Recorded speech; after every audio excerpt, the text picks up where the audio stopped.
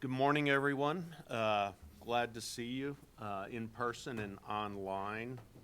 And this is the start of our meeting. We'll do introductions. I guess one of the things we need to make sure we've got a quorum here. So I guess we'll go around and have introductions and we can see if we have enough folks here. Okay. So, Scott, let's start with you.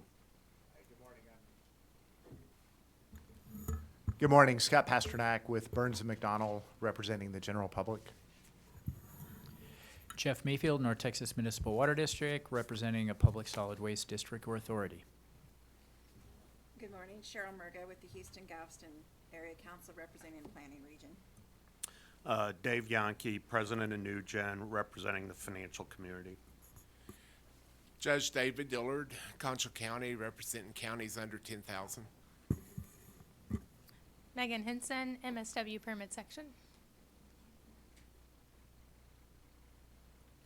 Ana Yaras, TCQ Municipal Solid Waste Permits, and let us work on the audio real quick.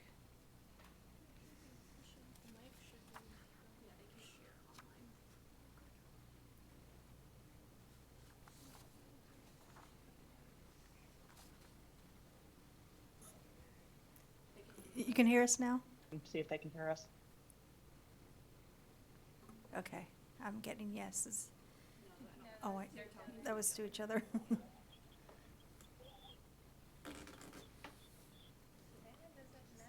While you're doing that, I will mention Chuck Rivette has just had back surgery, so he might be calling in, but otherwise I think he's got a valid excuse.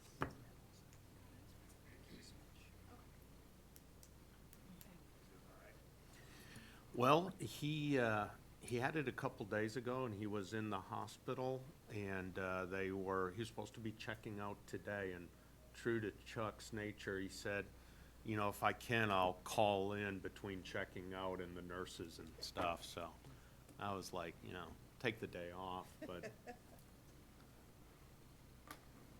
Okay, I think we have everything fixed.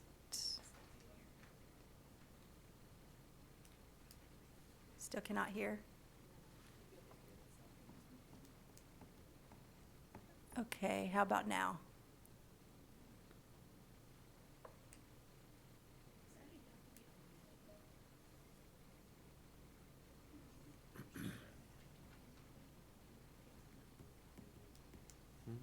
Is that what's broadcasting or good Mhm.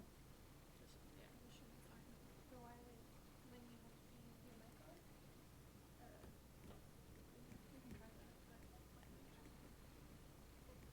How about now? Okay. All right. So I guess, do you want to do introductions one more time since nobody heard?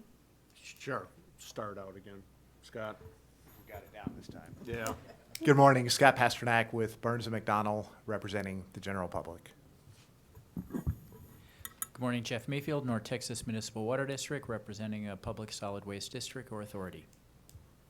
Cheryl Murga with the Houston-Galveston Area Council representing the Planning Region. Dave Yankee, New Gen Strategy Solutions, representing the financial community.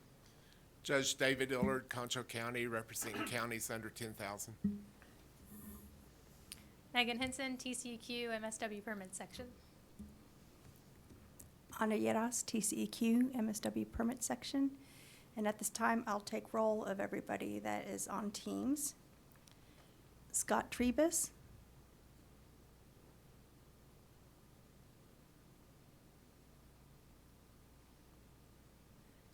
And if you'd make sure your mic's on so they can get a verbal yes.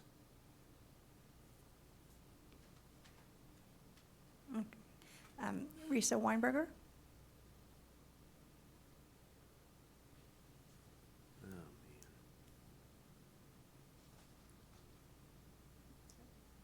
Is it working? Yeah, I can see her. Yeah, they can't hear. Hey, Frank, if you can hear us, put a thumbs up.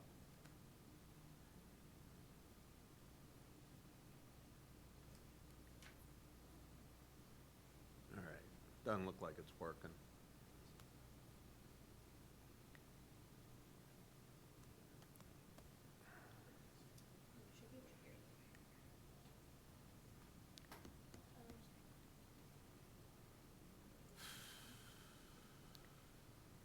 Okay, it sounds like you can hear us, but I'm not sure if do y'all have your mics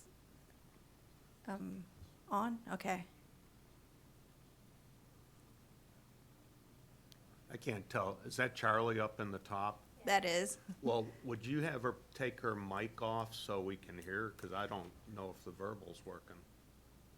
Audio. Chance, can you make sure everybody has access to, I don't think their mics are working.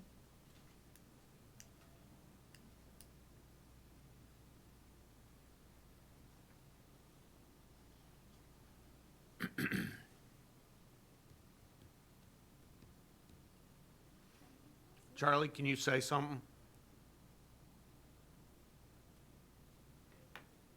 Yeah, we can't hear Anything? you. Yes.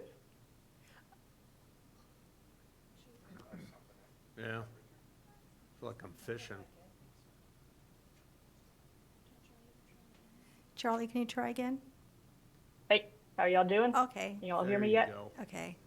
Okay. Okay, let's give him a minute to make sure everybody is mic'd up in the back, that everybody has access. The microphones might be turned off of the computer back there.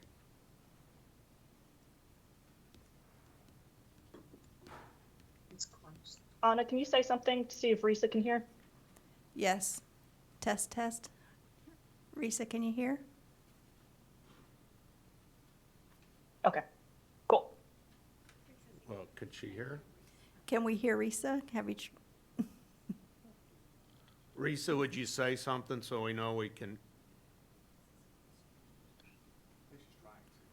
Yeah, her mouth's moving. Yeah, Risa, we can't hear you.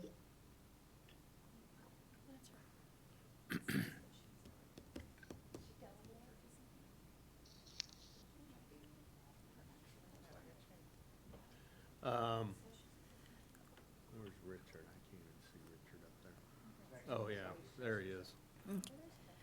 well, I'll. Can you hear me? Yes, I think I can. I'll start over again.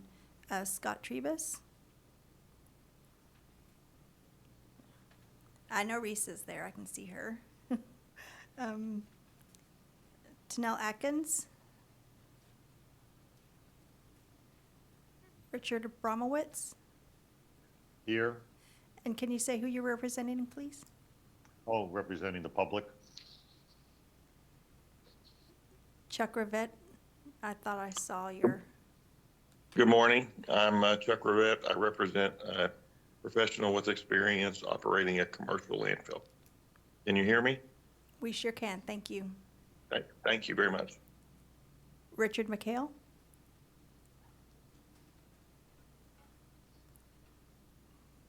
Steve Shannon. Good morning. This is Steve Shannon. I represent a public recycling organization. Can you hear me all right? Yes, sir. Thank you. Frank Pugsley. Good morning, Frank Pugsley. I represent a professional engineer in private practice with experience in municipal solid waste permitting and design. And last but not least is Hoppy Hayden.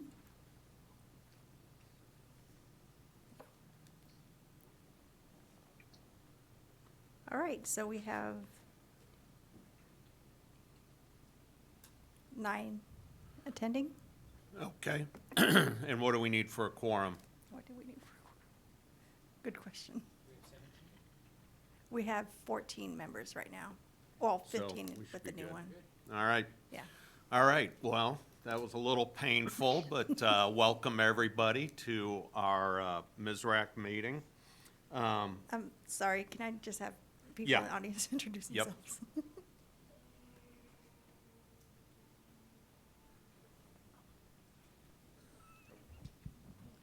Morning, Gene Mueller with the TCEQ, a Sunset Review team member. I'm Allison Jenkins in the Toxicology Division here at the TCEQ. Santos Olivares with TCEQ. Larry Lane with Texas Disposal System. Kimberly Dowdy with the Texas Association of Regional Councils. We also have Madison Howard, Savannah Rains, and Chance Robinson in the back. All right. Well, thank you for everyone being here. If there aren't any other comments or housekeeping, we'll just move to Charlie and get her update, Waste Permits Division update. Hey, good morning, y'all. I'm Charlie Fritz, Deputy Director of the Waste Permits Division. So here's a quick update. Jean is actually going to cover Sunset, so I'll cover just some bills and then also a quick trade fair. On the trade fair, we wanted to let you all know that we can get MSRAC members comped tickets to trade fair, but you have to let us know by tomorrow. So let Megan or Anna or myself know by tomorrow if you want free trade fair tickets. For bills, here is a quick, Anna sent out a spreadsheet. Here's another version. Okay, sharing my screen if y'all can see it. So right now, and y'all can see it? People in the room? Yes, we can see it.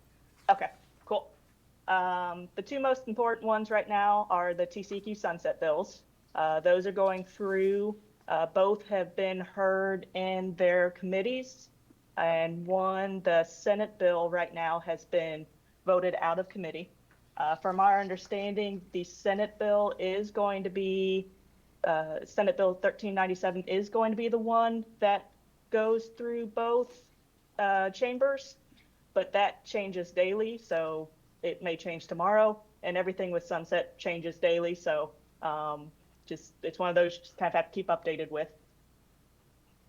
For bills impacting directly MSW permits, we've got about 5 bills, a couple medical waste bills, and then some bills about the permitting process, the NOD process, and then standards for floodplains and roads for MSW facilities.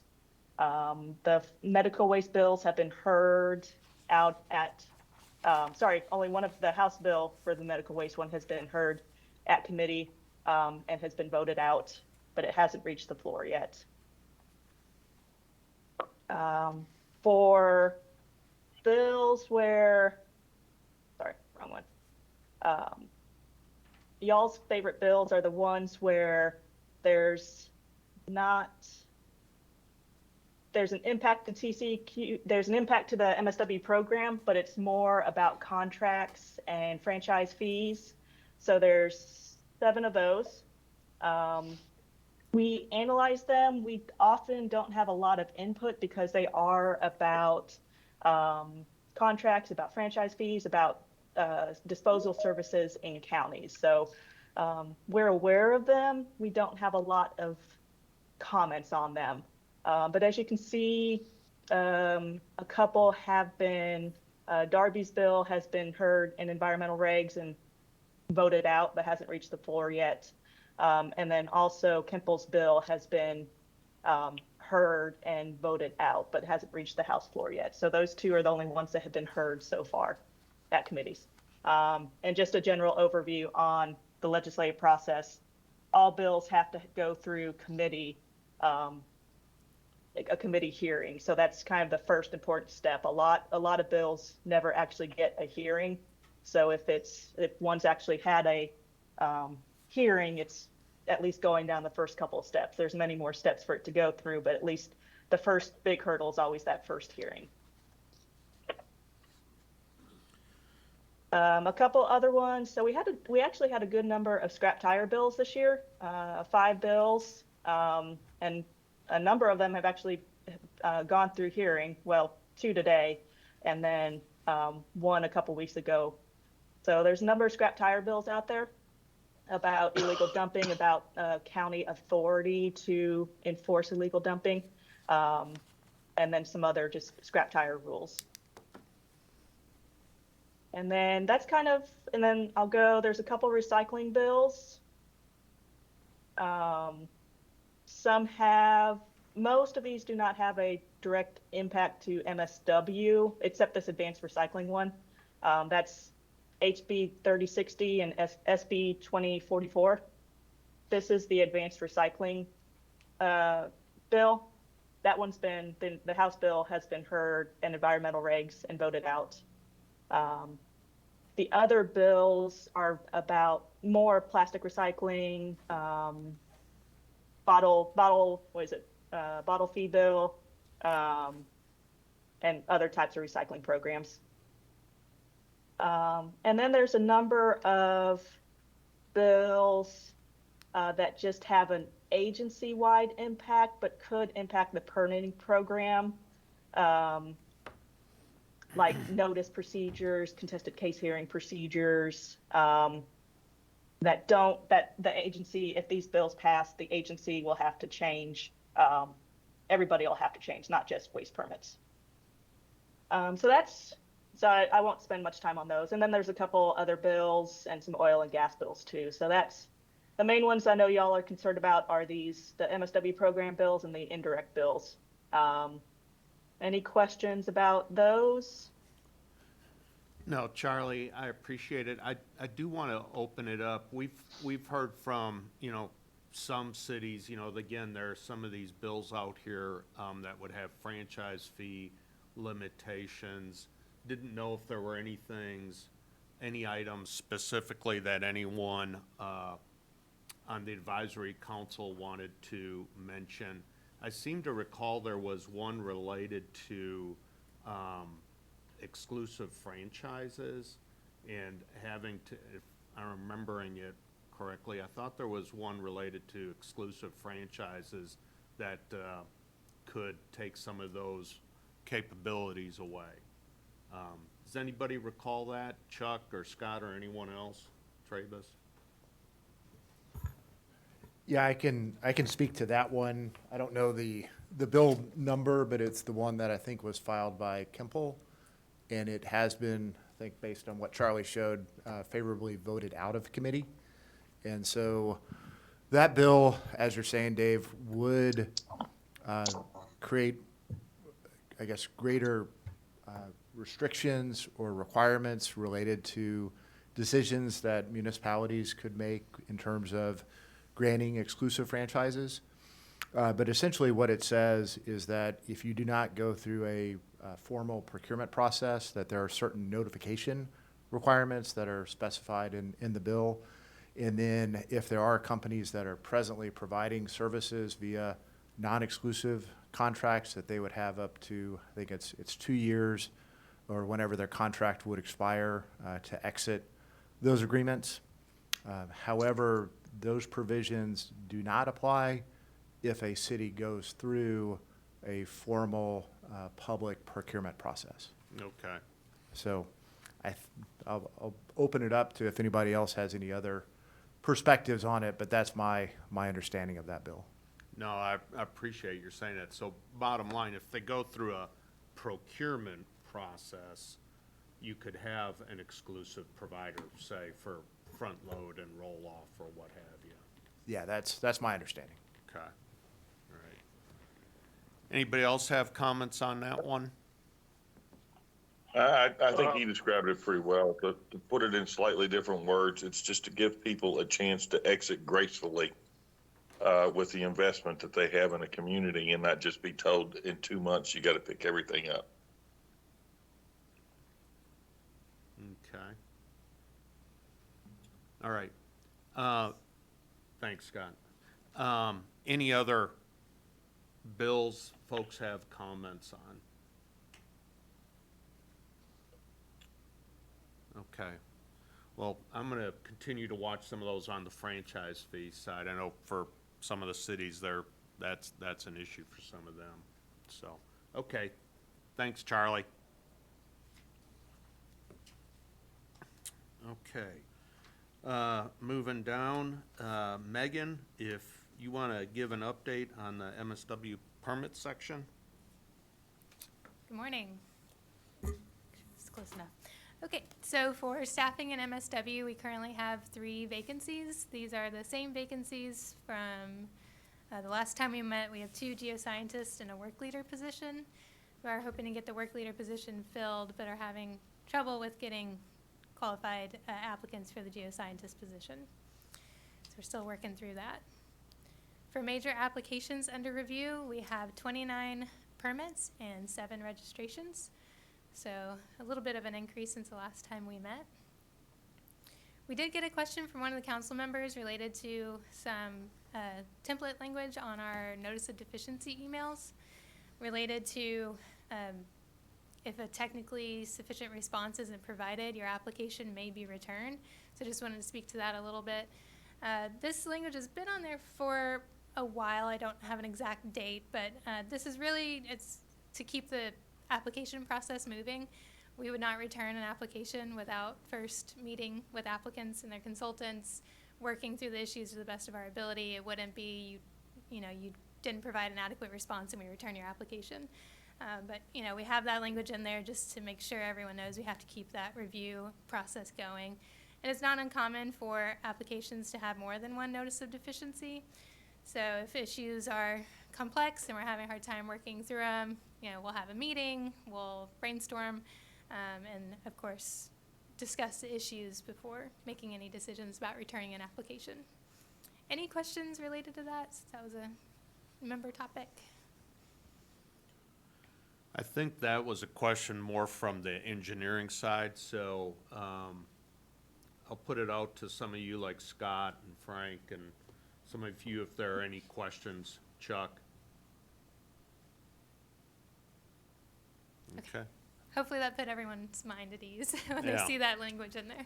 Yeah, no question, but Megan, what you just said, we definitely appreciate your efforts as well as your team and all of TCQ staff to have that verbal interaction during the, these various permits or mods, because that is extremely helpful. Absolutely. Happy to do it. And thank you for those who meet with us. And, we also want to encourage pre-application meetings. That's something we've started doing. I shouldn't say started, but we've been doing for a long time. But being a new section manager, I ask for them. So we're happy to have pre-application meetings where we can iron out some of the details before the application is formally submitted. All right, next topic is exiting post-closure care guidance. We are still working on getting that wrapped up. Previously we received comments from industry folks as well as council members, so we are making those revisions and would plan to have a stakeholder meeting before finalizing the draft guidance, just go over the changes. We don't have a date yet, but we are hoping to do that before summer, so late spring, maybe early summer. You may have seen in our MSW newsletter that we have a webinar scheduled for April 26th at 11 a.m. And this is to go over some of the forms that we've discussed recently on the public participation. So it's the plain language summary. This form went into effect May 2022. And so it's been out there for a little while. Some folks have already submitted it with their application. And the other one is a public involvement plan. And that's went into effect in November of 2022. So these are still relatively new forms. So the webinar is going to be a walkthrough, step by step of here's what the form is, and we're going to explain what you need to provide and also reference the instructions. So be sure to join if you're available, and you can learn all about those exciting public participation plan forms. Any questions on the webinar? Oh, and there should be a registration link in the MSW newsletter form. Or newsletter. Do we have one online? I think we need to add it to our MSW homepage so folks can register online as well. So we'll make sure to do that. And then Charlie spoke to this a little bit. We have Trade Fair coming up May 16th and 17th. And of course, MSW has a tract and a whole day of great topics. So this year we're talking about scrap tire management, recycling and composting regulations, technical considerations for land use over a closed MSW landfill. We call it Sub-T, Subchapter T, so that's a topic that's really been having a lot of action lately, as well as common deficiencies for MSW applications, and then finally closure, post-closure care, and exiting PCC. So those are going to be the MSW topics this year, and we hope to see y'all there. All right, That's it. thank you. Okay, next up is the TCEQ Sunset Review. Gene? Podium. All right. Hello? Yes. Good morning, members. Good morning. I have a, I think, fairly simple update for y'all on the Sunset Review. I watched Charlie's update at the January 12th MSRAC meeting and saw the items she presented. So there, I think the most recent, I guess, milestone we had hit was the November hearing. So since January 12th, obviously the big item is that we had the bills filed at the beginning of March. So House Bill 1505 and Senate Bill 1397. We had the House bill was carried by Representative Keith Bell, and that was put into the Environmental Regulation Committee. There was a public hearing past mid-March, and right now that one is still left pending in committee. The Senate Bill 1397, that was carried by Senator Charles Schwartner, and that one also had the public hearing in March 23rd, or let me see if I can get that exact date. March 29th, 23rd was actually the environmental reg public hearing. So we had that public hearing. As Charlie mentioned, that one has moved out of committee. So that actually just happened a couple days ago. Generally, what the bill's focusing on is, if you look at the Sunset Staff Report, there's statutory recommendations and management actions. So these are focusing on the statutory changes. And currently, there was 16 statutory items as recommendations, and you'll still see those in some way within this bill. There is one additional item that's been added in Section 12, and that's beyond, I guess, what was typically in the Sunset recommendations. And what that one is doing is charging the TCEQ with conducting some community outreach and public education on the permitting process. So that Section 12 item is kind of, a new piece in that committee substitute in the Senate bill. Some of the things I saw at the January 12th meeting, I will share. A development as the substitute goes is there was the requirement that the agency post administrative complete applications, and I think I saw some questions from this committee or from this council on that. And that one has expanded to where it would be the agency posting administratively complete, and then also any kind of modifications, amendments that come along after that. So it's kind of capturing the technically complete as well. And again, that would be the agency hosting that on our website. There is an allowance in there that if certain things like some well boring logs, or if there's things that are just unruly and too big and are difficult for us to post online, there's an allowance in there that we don't have to post those online. But that's kind of a big, I would say, or one of the kind of a change to be aware of, as you may have initially seen that being administratively complete. There's some changes, and I'm mainly thinking about the council. There's also the posting of notifications, so the electronic posting of notifications, so that's an allowance that the agency may do that. What you'll see in a lot of the language is that obviously if there's a federal requirement that we do something, then we can't perhaps post a notice electronically if it does have to be via paper or newspaper or things like that. There's also the virtual public meetings. So that one is still there, and that one is also, it allows, right now the allowance is that we have the option of hosting a virtual public meeting, and that's generally how that one's written. With that said, yeah, again, I think that's mainly it. There is so you'll see some modifications in the amendments. There's some additional language. One thing I'll share is that we are kind of nearing the finish line, so the important thing is, if you look at the Sunset webpage, you'll see the staff report. There was the initial staff report. Right now we're in kind of the second staff report, and there's a third and final staff report, and that'll come up in July. So I think at this MSRAC's next meeting's in July, maybe July 13th, that'll be very close. We may have the final Sunset staff report that captures all the final decisions, what's come out of the bill, obviously with session ending in late May. So I think that'll be a good time to maybe provide some updates on what has actually happened and what are the final, what is the final outcome. But that's generally where we stand right now on the sunset. Okay.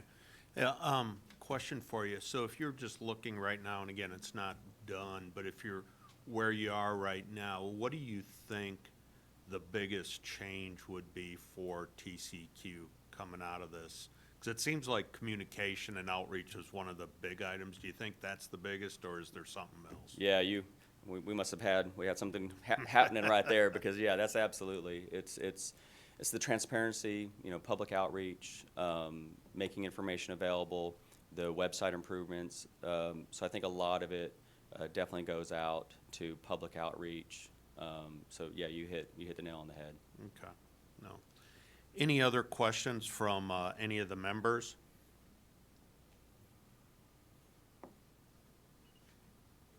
Looks like you're getting off easy. Well, thank you. You're so kind. Appreciate it. Y'all have a good one. Thank you. Before we head to the next topic, I Sure. think a couple more members have signed on. Oh, okay. Let's see, Richard McHale? Are you on the phone or? Yes, I am here. Okay, and who do you represent? I represent city or county solid waste agencies. Okay, has Scott Trebus joined?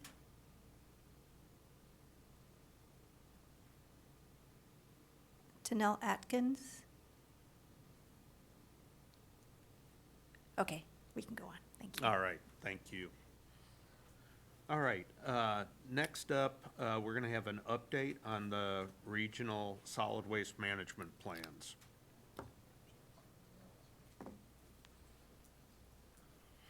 Good morning, Council. My name is Santos Olivares. I'm the manager for the Business and Program Services section. The rulemaking to adopt the regional solid waste management plans was proposed to the Commission in February. We opened public comment shortly after that in March. We did have a public comment hearing on March 23rd, and the public comment period closed on March 27th. Right now, we're kind of assessing comments, analyzing them. We'll be preparing responses to those comments. And right now, we're looking at probably filing the complete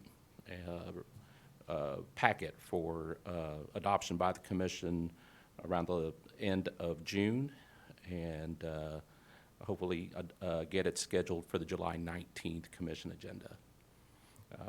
Approval at that time will give us an effective date of August 10th of the plans. So that's kind of the timeline of the plans.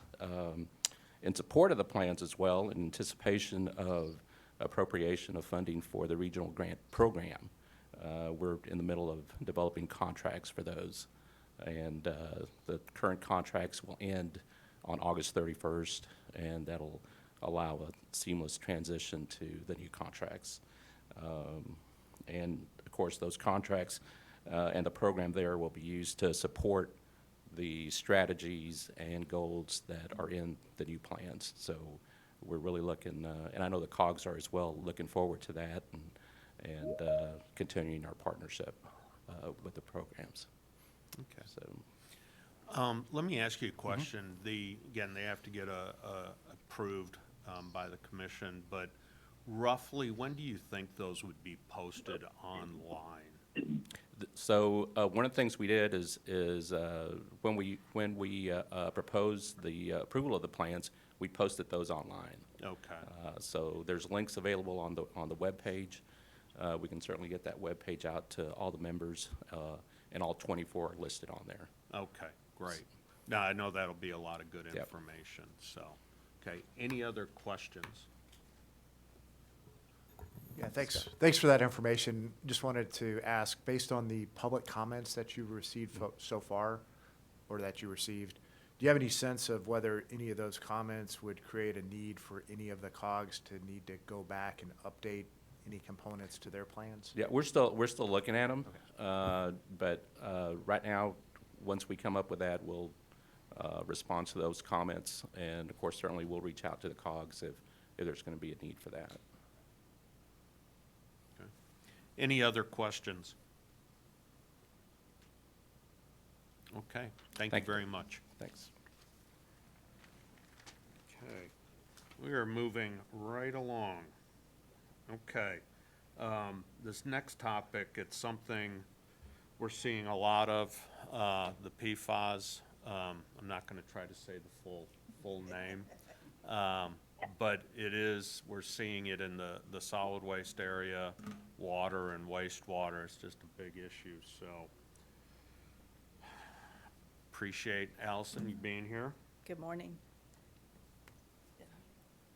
I'm Allison Jenkins, and I'm in the Toxicology Division. Our official name is Toxicology Risk Assessment and Research Division. So we have, if you didn't know, we have about 15 toxicologists here at the TCQ. We're under the Office of the Executive Director, and we support different programs in the TCQ.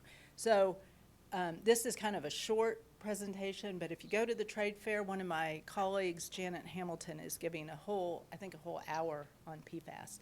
So I gave this similar presentation at the trade fair last year, if you were there. So there's been a lot of updates. So I'm just going to touch on a few things, and if you have questions, we can talk about those at the end.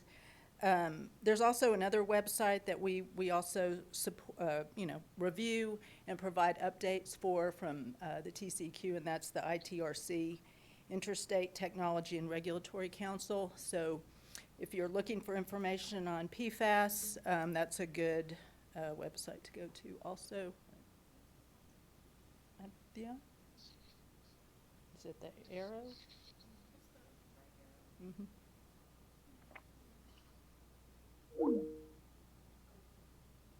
There. Okay, so, okay. So, well, today I'll go ahead and keep going. I'm going to kind of cover what are PFAS sources. Sorry, do you want to pause and just for a second? Oh, okay. Some of the council members who requested this topic are online. Oh, okay, sure. So, yeah, I pronounce it PFAS because it is just a acronym soup. There are over like 9,000 or 10,000 PFAS in EPA's latest database. So, and the names are very, very long. So the whole group is just called PFAS. It's a plural noun. So, because there's the most common PFAS that you hear about are PFOA and FOS. So you have to be really careful in how you pronounce these. But I'm going to cover what are PFAS, some sources and exposure to PFAS, health effects. I have some information about PFAS in Texas, and then PFAS health advisories and regulation. If you know, EPA just came out with their draft MCLs for drinking water programs, and then some conclusions. Are we ready? Okay. Let's see. So, because PFAS are so stable, they're whoa, this is not the right. Okay. Oh, sorry. They're synthetic chemicals. They don't occur naturally in the environment. They're very stable. And so they've been used since the 1940s. I guess the most well-known one is probably PFOA, which is the one that was used in Teflon, made by 3M. They're very stable. They hang around in the environment a long time. They also bioaccumulate in animals and humans. So let's see, there's two primary classes, non-polymers and polymers of PFAS, and the ones that we most focus on for environmental concern are the non-polymers.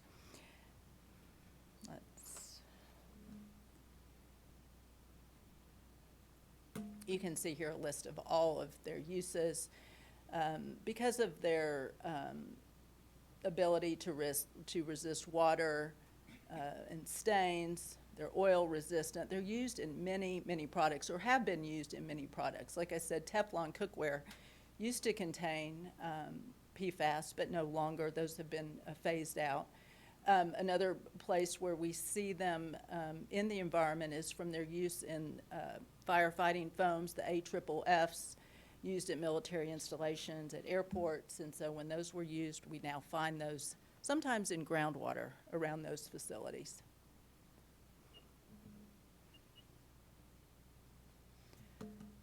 Potential sources of PFAS,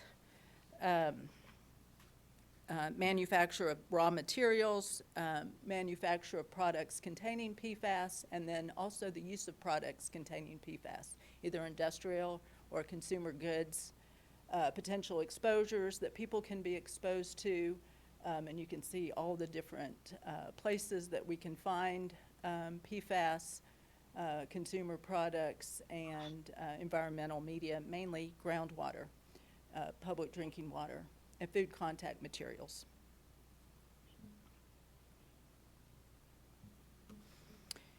So you can see from this chart that these are the 4 most common PFAS, and they are also found in 98% of adults in the U.S. But you can see that this is a chart showing blood concentrations of the 4 most common PFAS. They've dramatically decreased since the U.S. manufacturers started phasing out PFAS, but they're still in us. But it's important to note that even though we have PFAS in our bodies, it doesn't mean we can't really tell, are we going to have health effects resulting from those, how much we were exposed to,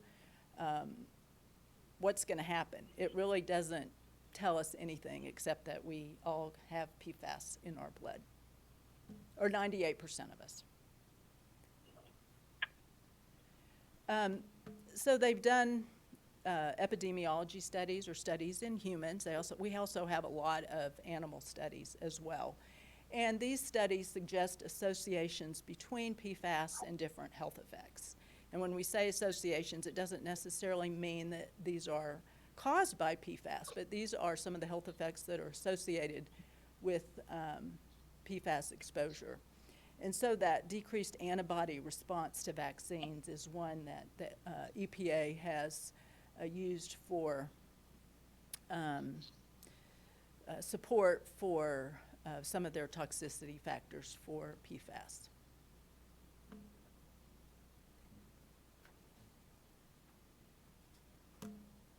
So now I'll kind of move on to Texas sites. I believe this is updated, that we have about 33 remediation sites that have PFAS contamination, and those include former manufacturers, fire training facilities. Most of these are Department of Defense sites.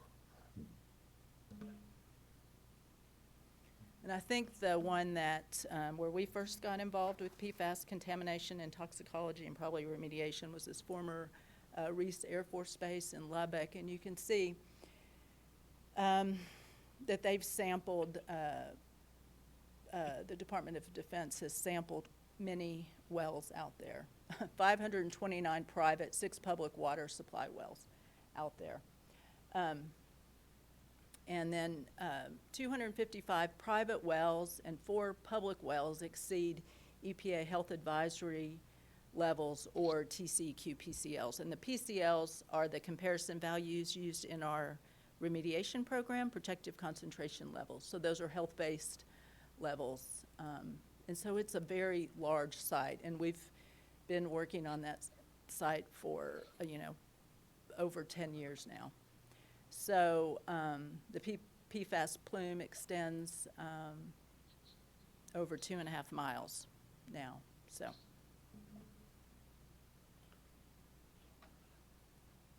Can I just ask real quick, so when you have that, is that in the Ogallala then? I'm not sure. I think it is, but I'm not sure. Okay. I'm not the one to ask about that. Yeah, but those plumes, are those stationary? Do those move? Yeah, as far as I know, yes, it is. I mean, the groundwater is moving, yes. Mm-hmm. Okay. So in toxicology, in response to PFAS measured at remediation sites, the TCEQ established toxicity factors for 16 PFAS. And we were, you know, EPA, we were ahead of EPA in that. So one of the first, maybe the only state that has toxicity factors for 16 PFAS.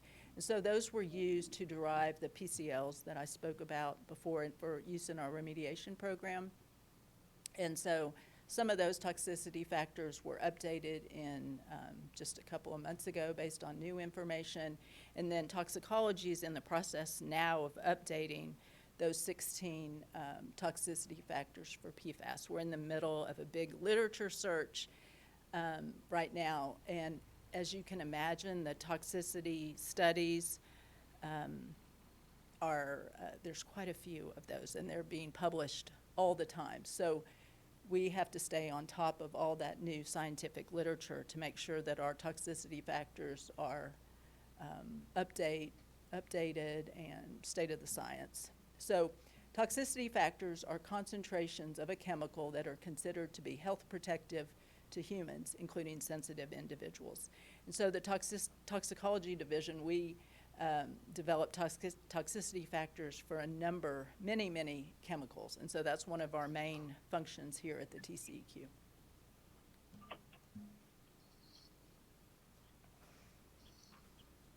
So some of y'all may be familiar with the PFAS sampling for the public drinking water systems. This was the one, UCMR 3, which looked at 6 PFAS. That information is, it's an EPA program, and so the results of that are on the EPA website. But you can see at the bottom, the Texas results, we had 7 detections out of over 17,000 samples, and all detections were below the EPA health advisory level. So that was conducted 2013 to 2015. And then the UCMR 5, which is taking place now, 2023 to 2025, is looking at 29 PFAS. So they've expanded to 29 PFAS and also lithium. So, and that is this year through 2025. So that information is on the EPA's website. But we also look at results and help drinking water communicate those results and understand those results. In addition to the UCMR, the TCEQ got federal funding. Can we ask a question? Oh, sure. Sorry, Jeff. So on that prior slide, so the very last bullet, all detections below EPA health advisory level, is that a level that was different than what has recently been put out for drinking water? Yes. And was it much higher or lower? Lower. Okay. It's, health advisory levels are non-regulatory levels that EPA will put out sometimes before or in addition to maximum contaminant levels. So it's a non-regulatory level. And I may have a slide that shows the health advisory levels in a minute. So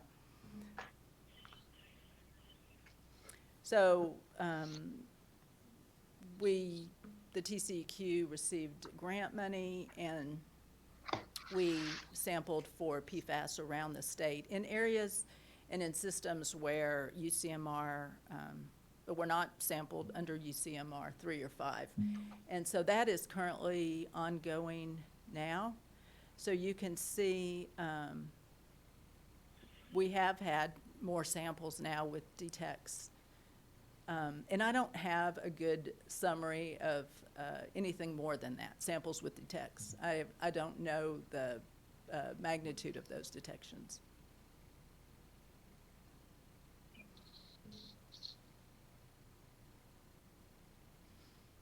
And as was kind of talked about, these are the recently proposed regulations for public drinking water systems. And so the EPA came out with proposed regulations for 6 PFAS. And these would be MCLs. So public water systems would be required to monitor for them, notify the public when those were detected, and if they exceed the standards, public water systems would be required to reduce the levels of PFAS. Sorry, Oh, go ahead. one other question then. So for, do you know if, for the EPA proposal of the 6 PFAS, was that different than the 6 that you were monitoring through UCMR3? Oh, I don't know. I can find that out. I'm not sure. I could look very quickly and find that out after. I'll do that for you. So once finalized, water systems would have 3 years to be in compliance with the MCLs. And also of note, the final MCLs will become the PCLs for groundwater in the TCQ remediation program. So there's in the Texas Risk Reduction Program rule, it says that MCLs are the PCLs. So that's of note. So this is currently up for public comment right now through the end of May. So these are the proposed MCLs. And you can, there's the interim health advisory levels. You can see for PFOA and PFOS. So the MCLs are the practical quantitation levels. So they're have been increased because those were very difficult to measure, the health advisory levels. So the maximum contaminant level or the practical quantitation levels for those 2 PFAS. So those are 2 of the MCLs. And then the next 4, they have what's called a hazard index approach. And so for those 4,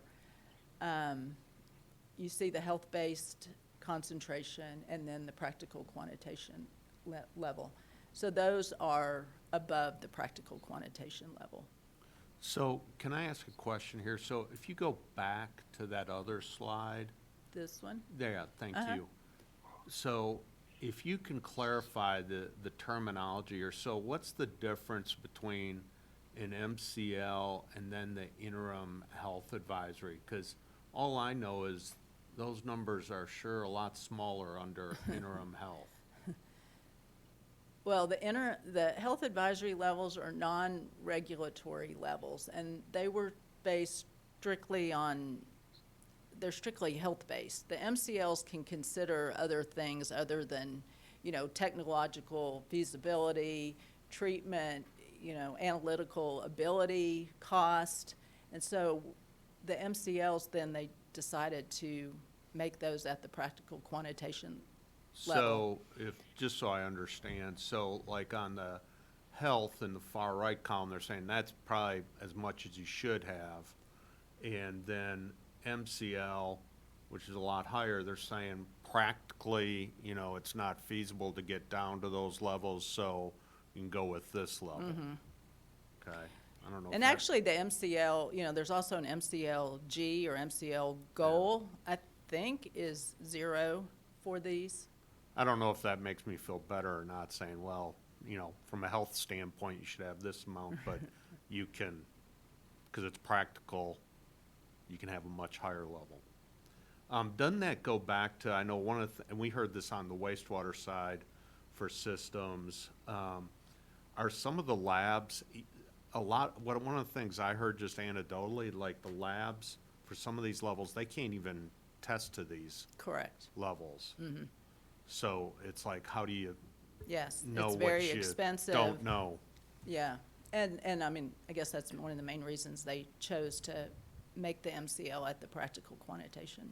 Right, and level. many of the labs that even can analyze this can go down to about 2 parts per trillion reliably. And so it was historically, this is an overgeneralization, but when the EPA sets these kind of numbers, it's usually at least 3 times that. And this one they picked 2 times, which is just kind of interesting. Okay. And the lab effort that's associated with this is so burdensome, from starting with sampling.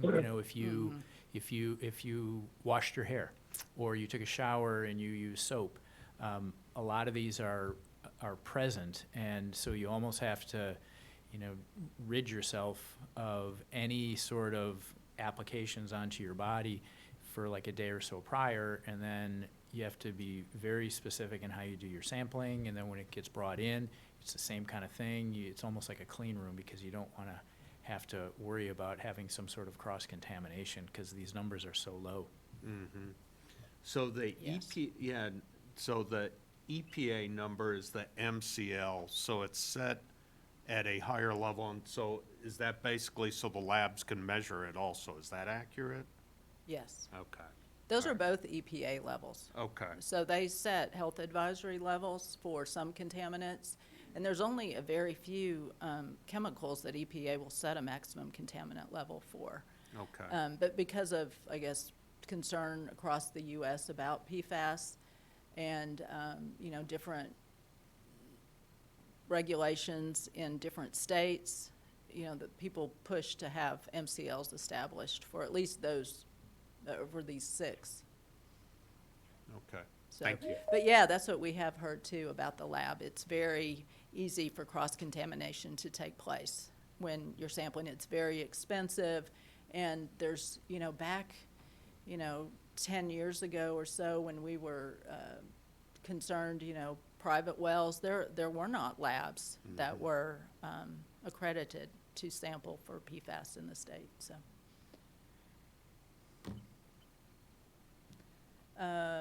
So those are the other 4 that they have proposed MCLs for. And of course, it's not just a strict concentration MCL comparison. There's a whole, you know, average calculation that takes place with public drinking water systems.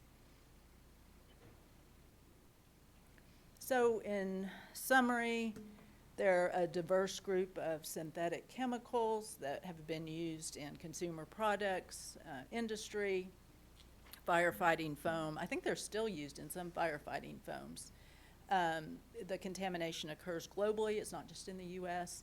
They do have the potential to cause adverse health effects.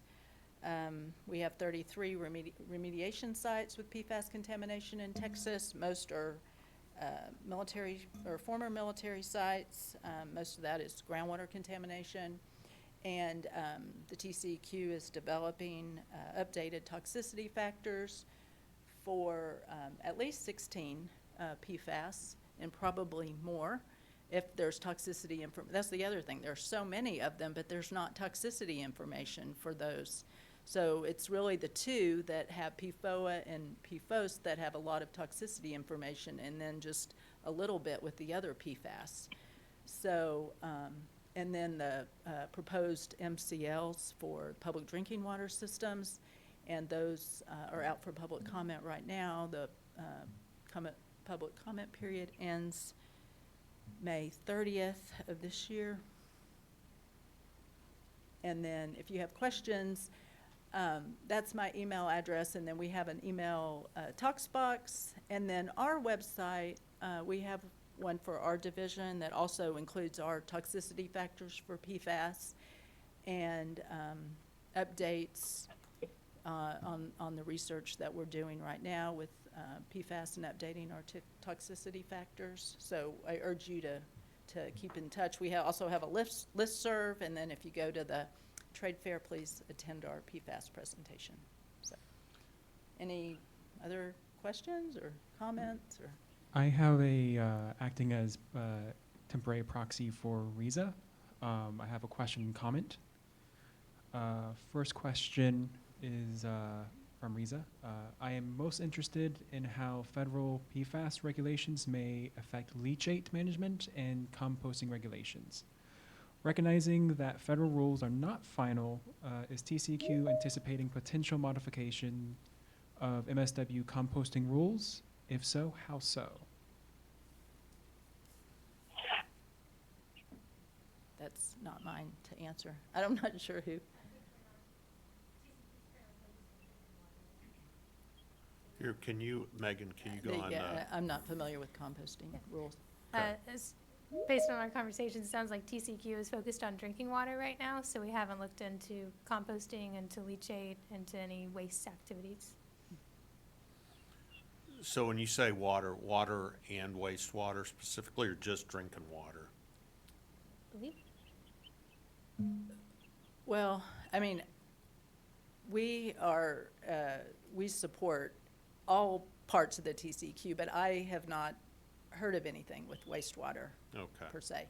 You know, the EPA's also has just come out with, within the last couple of months, a new risk assessment methodology. I think it's under public comment right now for biosolids as well. So that may also have some PFAS component to it. I'm not really sure, but we have not been involved with wastewater and PFAS. So there may be other parts of the TCQ, you know, the wastewater program that is.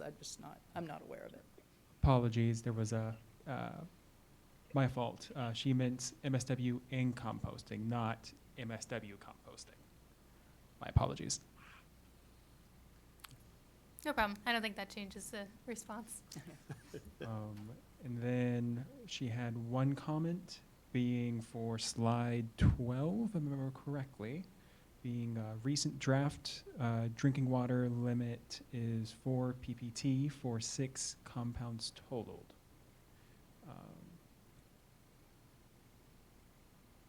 As a comment for the slide. Okay. Yeah, so, you know, we've heard, you know, I know SWANA there's been a concern with, you know, our Subtitle D landfill is all of a sudden gonna be a Superfund site. And, so, I mean, those discussions are out there, but it sounds like that's not even on the radar in Texas right now. So, I mean, this is an interesting topic, and again, it's like, you know, it's not good, but you're also trying to figure out, okay, what is manageable, because you can get pretty costly also. So, any other questions from members?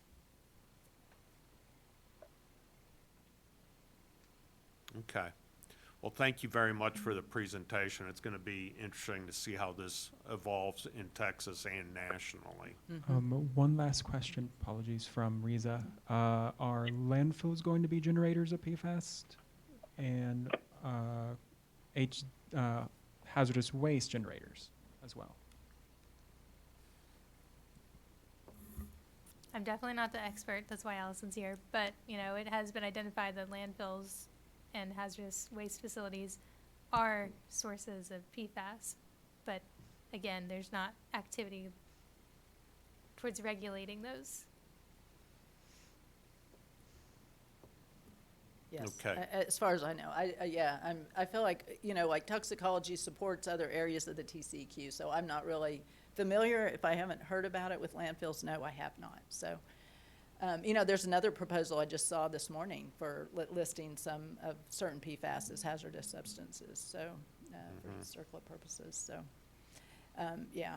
But as we look at it, there are so many limitations and just not that much toxicity information. And so all these regulations really, you know, the heart of them or the basis of them is the toxicity information. And without that, it's difficult to come up with health-based regulation. So thank you. Thank you. Uh-huh. Okay.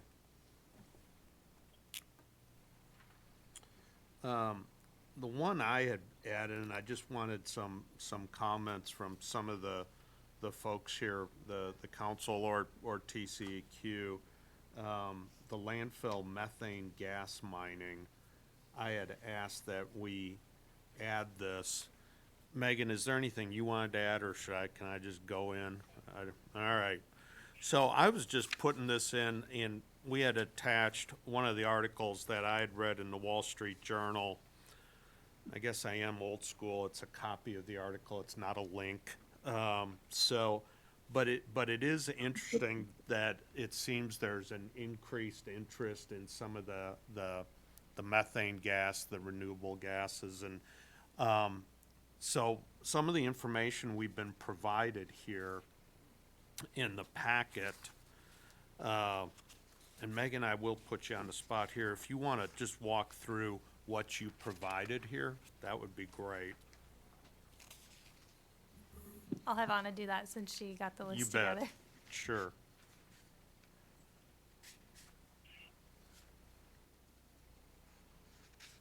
Hi, yes.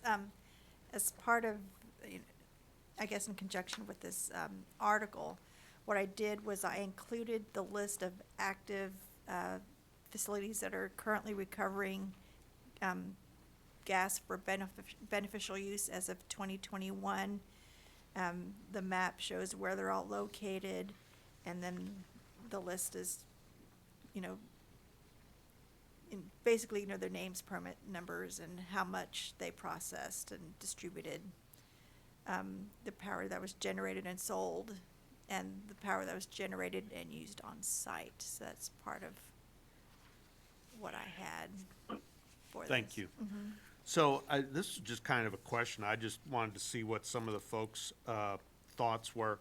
It looks like, you know, just roughly, there's about a quarter of the landfills that have gas recovery systems. Obviously, gas systems are expensive. You know, in the larger landfills, it's more cost effective. But, you know, some of the things they were talking about are with, you know, the price of natural gas and that some of these landfills and some of the technology may become more cost effective to mine some of these other landfills, you know, that are smaller and historically haven't been mined. And I just was opening it up to the council to see if, especially, I guess, put the engineers on the spot to see if they see this as more of an opportunity in Texas for some of these landfills where it has not been cost effective, that it might be cost effective going forward. And I'll just open it up.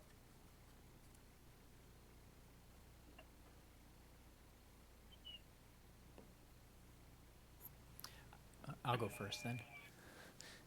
I think, so there's a lot of factors that go into that, obviously. If it's an operating site, what is the, how much waste is already in place?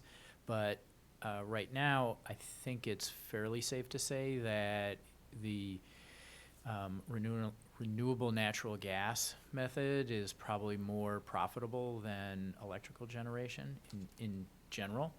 And so the projects that I hear about are predominantly taking the gas and cleaning it up and making it renewable natural gas and putting it in a pipeline. The driver of a lot of that, though, is where's the pipeline? How close is it? And I don't know really a break point of how far is too far, but I know that's something that developers are always looking at, is what's the closest location. Mm-hmm. Because there's, besides getting, you know, you can get royalties off of the gas that's being removed from the landfill, but then you also can get royalties on renewable ID number credits and low carbon fuel standard credits, and those can be, right now, they can be very lucrative, the credit parts. Yeah. No, appreciate it. You know, from, you know, Chuck or Scott, if you're on from Waste Management or Republic's view, you have any thoughts, comments on that? Well, David, this is Chuck. I can just reiterate what Jeff said. We've actually been shutting down electrical plants and converting them to RNG. And the driver on that is very clearly the renewable credits and the funds associated with that. It, in a very, very, very, very gross manner, you know, natural gas right now bounces around 250 to 350 per standard cubic foot.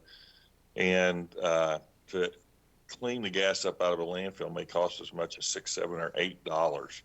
So more than what you can buy regular gas for. So the economics are driven very, very much by the RINs, the renewable ID numbers Jeff was talking about, and whether or not you can flip that gas into your fleet. We try to take the gas we extract and flip it back into our compressed natural gas trucks. Okay. Well, thank you very much, and I hope you heal up there, Chuck, on the back surgery. Thank you. I hope so too. Okay. Yeah, Chuck, good to hear from you and see you there. Hope you have a very speedy recovery. And I definitely agree with what both Jeff and Chuck mentioned in terms of the financial benefits that you see for these types of systems being really focused on what you can achieve in terms of the various types of environmental credits. For a client that we've worked with recently that's evaluating this, they're able to derive probably somewhere in the order of as much as 80 to 90% of the financial value of the revenue is directly from these environmental credits. And so that kind of gives you a sense of how important they are based on what Jeff and Chuck were talking about. And I also very much agree with what Chuck's perspective was in terms of seeing more and more of a transition to taking the landfill gas and utilizing it directly as renewable natural gas as compared to electricity or other uses. And just from a pure environmental greenhouse gas perspective, where you can take that landfill gas and put it back into trucks for fuel, that has one of the best environmental impacts that you can achieve. And so I think that's another key reason why we're seeing more activity in terms of landfill gas to energy systems, especially from an RNG perspective, is for companies that may be, say, in the natural gas business, and they are developing their own environmental goals. The more that they can do from a renewable perspective is very important to them. So hopefully that'll provide even greater stability on the financial perspective in terms of these types of markets going forward as well.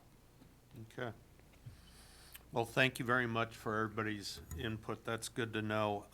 Any other comments? Hey, Dave. Yeah. Yeah, this is Rich. Rich Abramowitz. I have a quick question. Is there any movement or anyone looking at citing anaerobic digestion sites at landfills to take advantage of that RNG that might be able to be fed into the pipelines or back into trucks?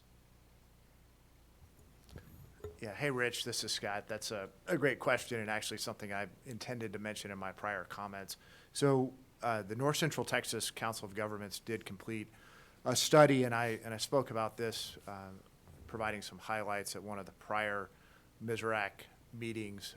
And the whole point of that study was to evaluate what is the feasibility of taking more organic material, specifically food scraps, and then being able to divert that from being landfilled via anaerobic digesters. And so that entire study focused on evaluating the feasibility of that.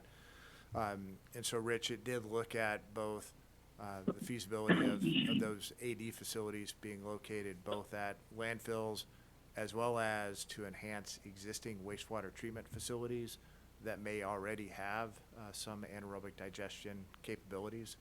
And so if you want to take a look at that report, it's on the North Central Texas Council of Governments website.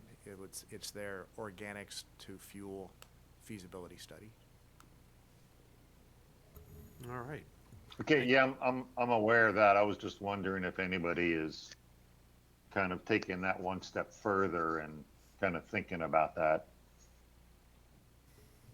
Hopefully, and kind of to be determined at this stage. All right. Thanks, Scott. Okay, great, thanks. Thanks, Richard. Okay. That actually, we're ahead of schedule. I didn't have anything else on the agenda, so if you look at the last item, got some housekeeping to take care of. We've got to, first of all, approve the minutes from January 12th. Did I miss something? Okay, well, let me know if I do. So I need someone to approve, make a motion to approve the minutes in a second. I was not at the January 12th meeting. Okay. Do I have a second? I'll second. This is Jeff. All right. All right. Let's see, action items. I don't see any action items that we have from this meeting. Megan, I don't think so. I think we're good there. Okay. Let's see, are there any public comments? Is anyone online? Dave, this is Rich Abramowitz again. I have a question, and I don't know if there's anybody here that can answer that, but I know that the EPA has put out a number of grant opportunities, including for some climate change program grant money. And I hear that there's been some intentions put forward by the state, and I'm wondering if at some point we can get an update on what the state is applying for.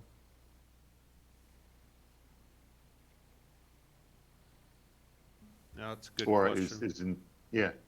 or at least intending to apply for. Yeah, so TCQ is applying for the Swiffer grant and as well as has applied for the composting grant that I'm blanking on the name, but Risa had asked us about it a few weeks ago, so we are applying for that one as well. Oh, we are applying for that one? And it sounds like it'll be a one-time $400,000 grant. Okay. Okay, good. All right. Any other questions or comments from the public?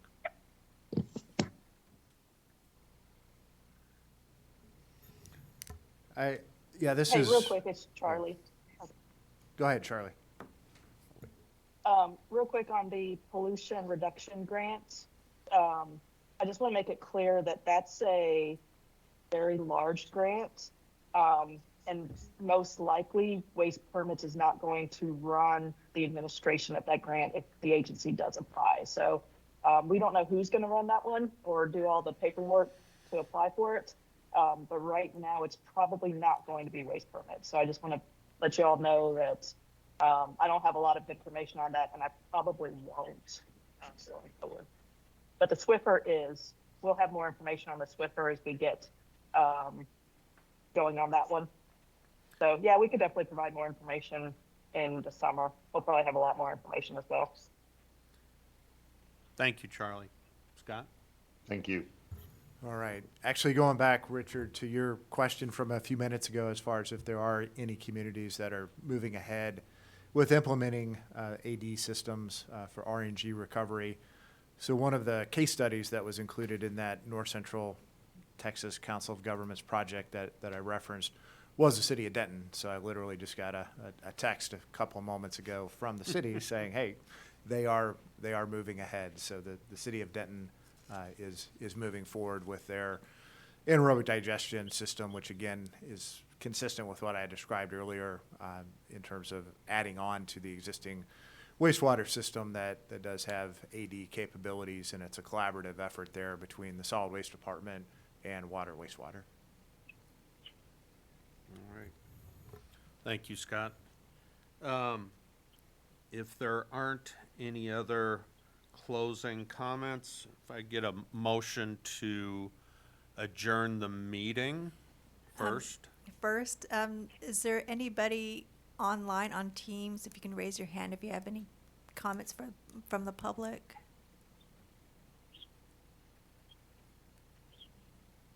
No hands. How about if you're on the phone, you can press *5 to raise your hand.